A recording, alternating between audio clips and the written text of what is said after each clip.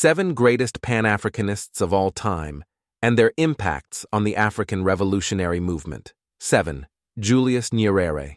Tanzania's first president, Nyerere championed African socialism and emphasized self-reliance. He actively supported liberation movements across the continent and advocated for unity among African nations. 6.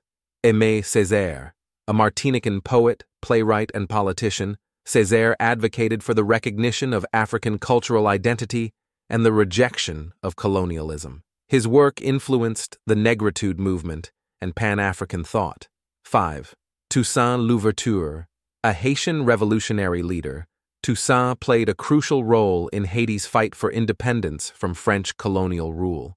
His commitment to freedom and self-determination inspired Pan-Africanists worldwide. 4. Patrice Lumumba.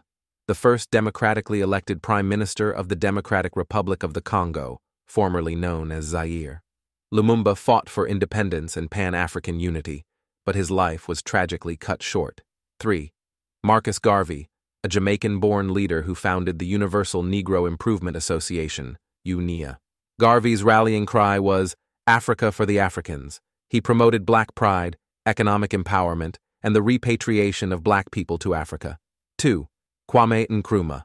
Ghana's first president, Nkrumah was a prominent Pan-Africanist. He believed that unity among Africans would end colonialism, and his leadership contributed to Ghana's independence. 1. W.E.B. DuBois. A pioneering scholar, DuBois consistently advocated for the study of African history and culture. His statement that the problem of the 20th century is the problem of the color line resonated with Pan-Africanist sentiments.